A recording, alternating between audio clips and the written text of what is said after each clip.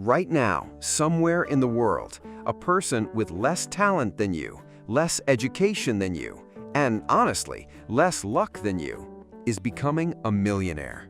Not because they found a secret formula, not because they inherited a fortune, but because of something happening inside their skull that isn't happening inside yours, yet. It's not about the side hustle, it's not about the stock tips, it's not even about the money. It's about the wiring. Billionaires don't think in dollars, they think in decisions. And by the end of this video, you're going to understand the exact mental architecture that separates the top 0.001% from everyone else standing in line at the grocery store complaining about prices. Stick around, because habit 6 is the one almost nobody talks about, and it's probably the biggest reason you're still stuck exactly where you are. Welcome back to Billionaire Vibes. Let's rewire that brain. Here's an uncomfortable truth. Most people don't fail to build wealth because they lack opportunity. They fail because their identity is fighting against the very outcome they say they want. Think about that for a second.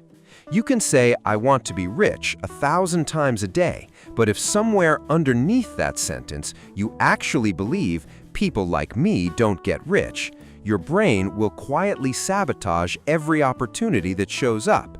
It'll make you hit snooze on the idea that could change your life.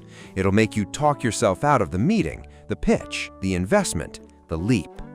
This is the first and most important shift. Wealthy people don't chase money. They become the kind of person money flows toward. There's a massive difference between goal identity and outcome identity. Outcome identity says, "I want $1 million." Goal identity says, "I am someone who creates value, solves problems, and manages risk intelligently." One of these is a wish. The other is a description of daily behavior. When your identity shifts, your decisions shift automatically, without willpower, without motivation, without some hype video you watch at 2 a.m. to feel inspired for 20 minutes before falling back into old patterns. Picture two people standing in front of the exact same business opportunity. Person A sees risk, fear, and 100 reasons it could go wrong. Person B, wired differently, sees a puzzle, a calculated bet, a version of themselves 6 months from now who either learned something valuable or made something valuable. Same opportunity, two completely different brains, two completely different outcomes. This is why copying a billionaire's schedule doesn't make you a billionaire. You can wake up at 4 a.m., cold plunge, read for an hour, and still be broke in 5 years if the identity underneath those habits hasn't changed. The habits are downstream. The identity is the source. So before we go any further, ask yourself honestly, when you picture your future, do you picture someone who deserves abundance, or do you picture someone who's just hoping to get lucky? That answer is more predictive of your financial future than your IQ, your degree, or your zip code. Now, if you're thinking, okay, that's nice, but how do I actually change my identity? Stay with me, because the next 3 habits are the exact mechanism. This isn't philosophy, this is a system. And system number 2 is where the real transformation began. Here's something you'll notice if you study self-made wealth builders closely. They almost never blame anything. Not the economy, not their upbringing, not their competitors, not bad luck. This isn't toxic positivity, it's strategic psychology. The moment you blame something outside yourself for your results, you hand over control of your future to that outside thing. If the economy is the reason you're broke, then only the economy can make you rich, and you're powerless until it changes. If your parents didn't give you a head start, then you're permanently behind, forever, with no way to catch up. Do you see the trap? Blame feels good in the moment because it removes responsibility, but it comes at the cost of removing your power at the exact same time. Wealthy thinkers flip this completely. They ask a different question. Not whose fault is this, but what can I control here? It sounds small, but it's a complete rewiring of the nervous system's response to setbacks. Let's make this concrete. Imagine a business deal falls apart at the last minute. The average mindset spirals. That client wasted my time. I always get screwed. The wealth-wired mindset asks instead, what part of my pitch or process can I improve for next time? Same failure, two different aftermaths. One person is drained and bitter, the other walks away sharper than before. This is why setbacks that would derail an average person for months barely slow down someone operating from ownership. They aren't tougher, they've simply removed the option of blaming, so every event gets processed as data instead of injustice. Try this experiment this week. Every time something goes wrong, catch yourself before you say, "They did this to me," and instead ask, "What's my 1% of responsibility here, and what will I do about it?" You don't need to take 100% of the blame. You just need to find your slice of control and act on it. That's the whole habit. This single shift, practiced daily, will change more about your financial trajectory than any investment strategy you'll ever learn. Here's a pattern you'll see repeated across almost every wealth-building story: an absurd, almost uncomfortable patience with time. We live in a culture engineered for instant gratification, instant messages, instant food, instant entertainment. Every app on your phone is fighting for a dopamine hit in the next 4 seconds, and this environment is quietly rewiring the average brain to be allergic to delayed reward. Wealthy thinkers do the opposite.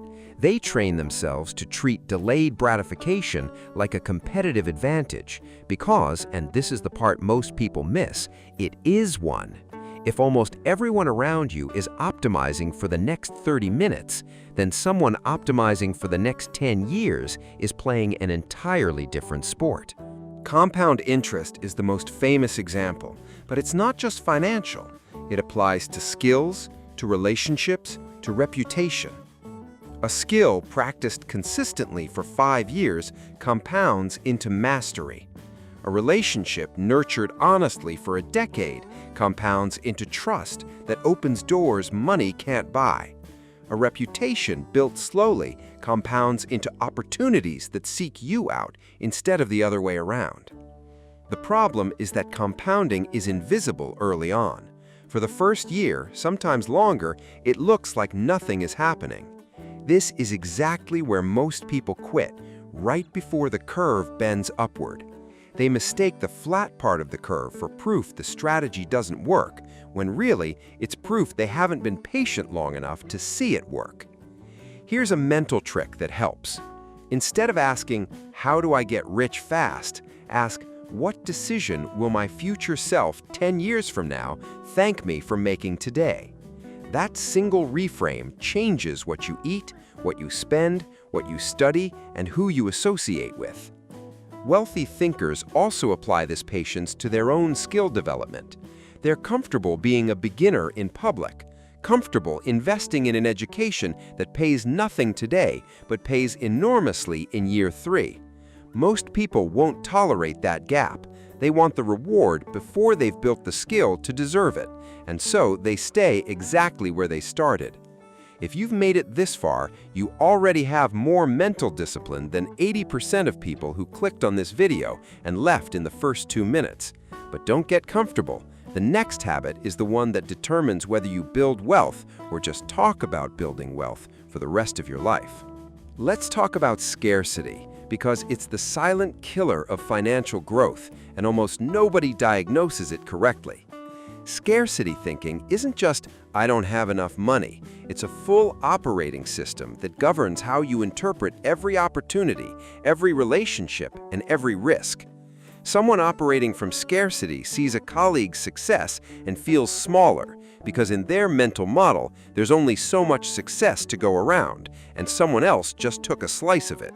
Someone operating from abundance sees the exact same event and feels energized, because in their mental model, success is evidence that it's possible, not proof that the supply is running out.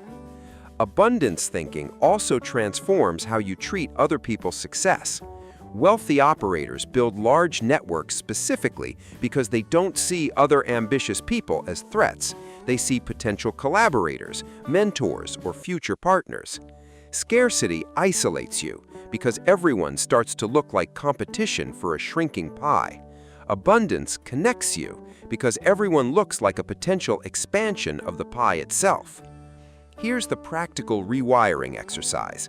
Every time envy creeps in, someone else's promotion, someone else's win, instead of shrinking, ask, what did they do that I could learn from? Envy, redirected, becomes one of the most powerful learning tools available because it shows you exactly what you actually want, stripped of pretense. None of this means naive optimism or ignoring real financial constraints. Abundance thinking isn't pretending you have unlimited money when you don't.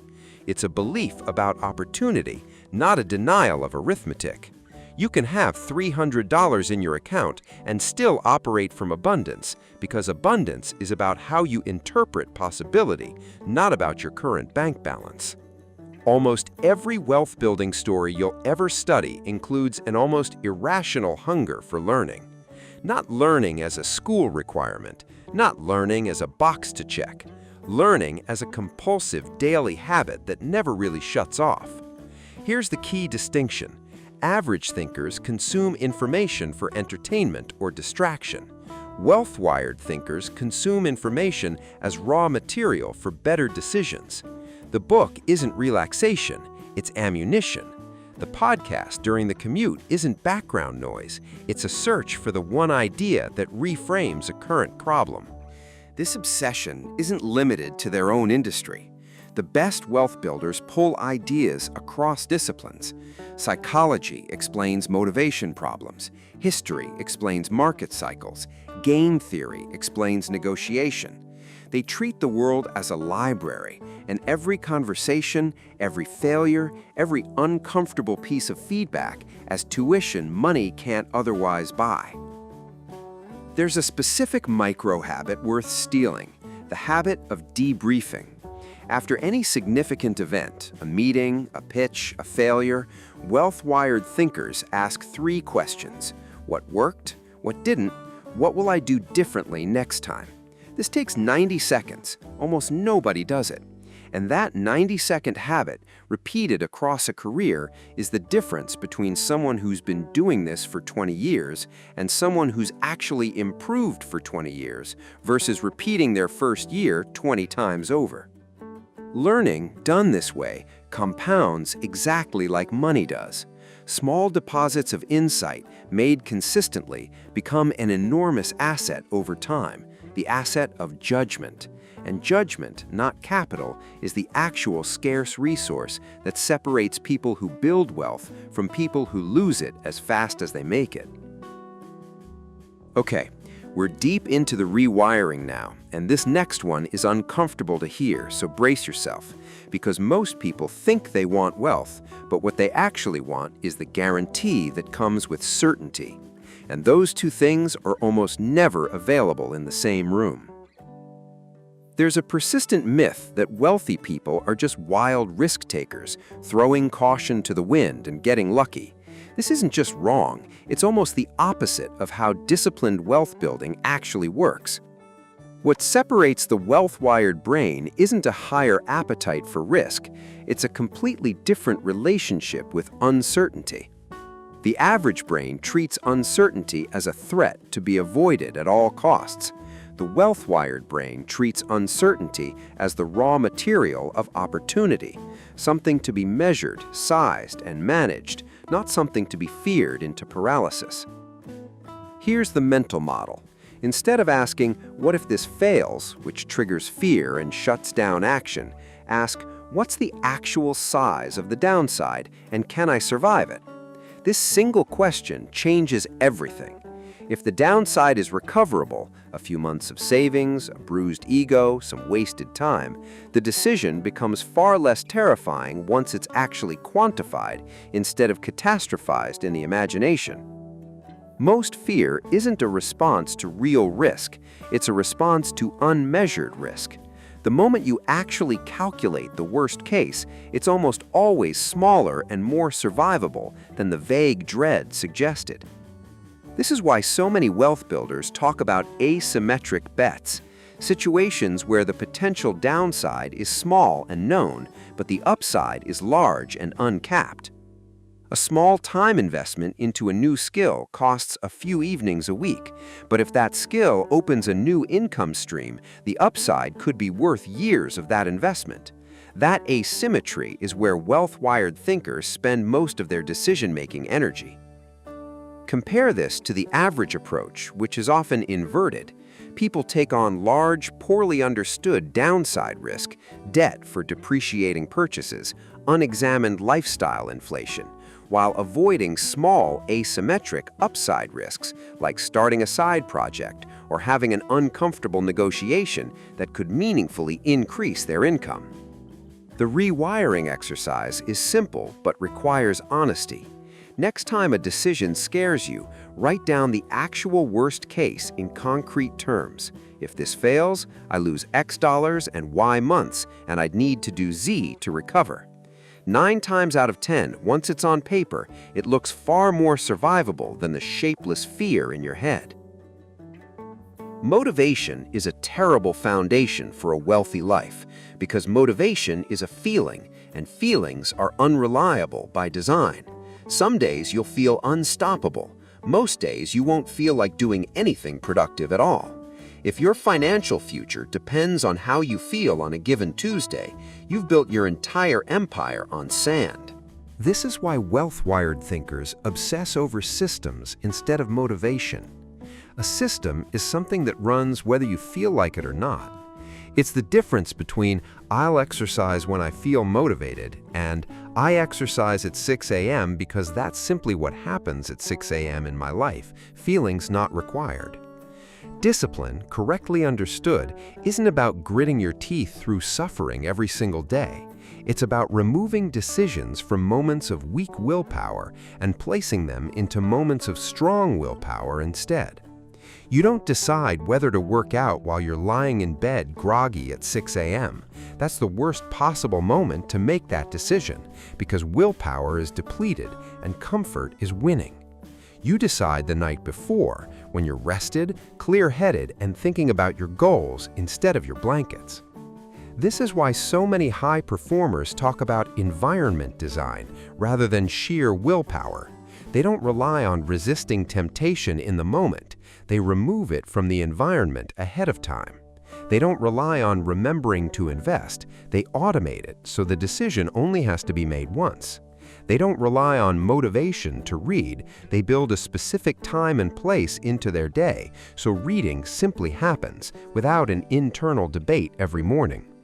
The uncomfortable truth is that discipline isn't a personality trait some people are born with and others aren't. It's a set of designed systems that make the right behavior the path of least resistance.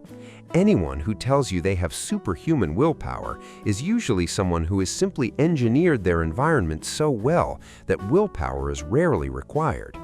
Try auditing your own environment this week. What's one decision point in your day where you're relying on willpower that you could instead remove entirely through better design? Maybe it's automating a savings transfer the day you get paid before you ever see the money in your checking account. Maybe it's laying out your materials for tomorrow's most important task the night before. Small design choices, repeated daily, quietly build the architecture that motivation alone could never sustain. We're almost at the finish line, and I want to be honest with you about something most videos like this one skip entirely because it's not as flashy as morning routines or mindset quotes. It's about who's sitting across the table from you, and it might be the single most underrated lever in this entire list. There's an old idea that you become the average of the 5 people you spend the most time with. It sounds simple, almost like a throwaway line, but the psychology underneath it is enormous. Your brain is constantly unconsciously calibrating what's normal based on the people around you. If everyone in your circle treats a modest income as the ceiling of what's possible, some part of your brain will quietly accept that ceiling as reality, no matter how big your stated goals are. If everyone in your circle treats debt, complaint, and stagnation as normal, your nervous system will treat ambition as somehow suspicious or arrogant, and you'll unconsciously sabotage yourself to stay comfortably average alongside people you love. This is not a judgment of anyone's worth. It's a description of how social calibration works in the human brain. We're wired for belonging above almost anything else, and belonging often requires matching the emotional temperature of the group. If the group's temperature is set to "this is as good as it gets," ambition inside that group can feel like betrayal. Wealth-wired thinkers engineer their circles the way they engineer their schedules, deliberately. They actively seek out people further along a specific path, not to use those people, but because proximity to a different mental model is one of the fastest ways to absorb it. Spend enough time around people who talk about risk calmly instead of fearfully, and your own relationship with risk starts to recalibrate without you even trying. This also explains why isolation is dangerous for ambitious people. When you don't yet have a circle that matches your goals, the temptation is to hide your ambition to avoid seeming arrogant. But hiding your ambition means you never get calibrated by anyone operating at the level you're trying to reach. Instead, find even one reference point, a mentor, an online community, a book, and let their mental model recalibrate your own. The practical move here isn't to abandon everyone in your life who isn't currently wealthy.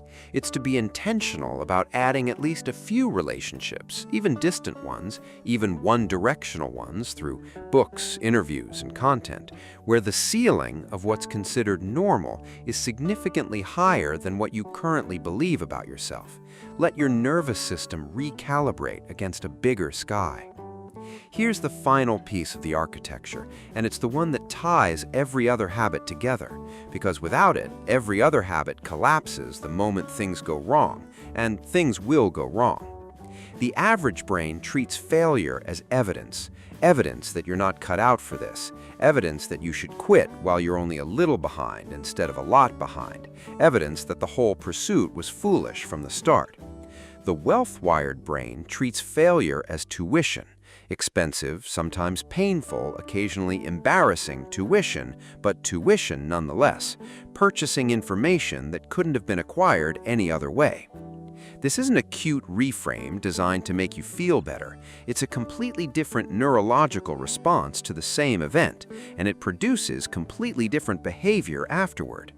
Someone who interprets failure as identity, I failed, therefore I am a failure, protects their identity by avoiding future attempts, since that's the only way to stop the pain.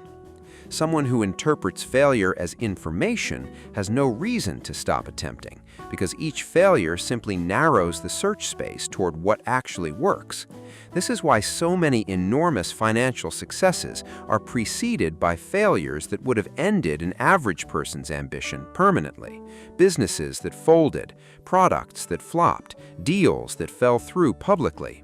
The difference was never that these people didn't feel the sting, they did.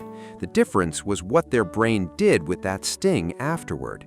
Instead of converting it into a permanent story about their own inadequacy, they converted it into a narrow lesson about one decision, one moment in time, then moved to the next attempt with that lesson installed. Practically, this means building a habit of separating your identity from your outcomes. You are not your last failed attempt. You are the accumulated pattern of everyone who kept attempting after failure, refined by what each failure taught. Every wealthy person you've ever admired has a graveyard of failed attempts behind them that you've simply never heard about, because failure isn't what gets remembered. The eventual success built on top of it is. Let's zoom out, because these 9 shifts aren't separate tricks. They're one interconnected operating system. Your identity determines what opportunities you're willing to consider. Ownership determines how you respond when things get difficult. Patience determines whether you stick around long enough for compounding to kick in. Abundance determines whether you collaborate instead of compete. Obsessive learning determines the quality of every decision along the way. Calculated risk determines which opportunities you actually pursue instead of avoiding out of vague fear. Discipline determines whether you execute consistently, independent of how you feel on a given day.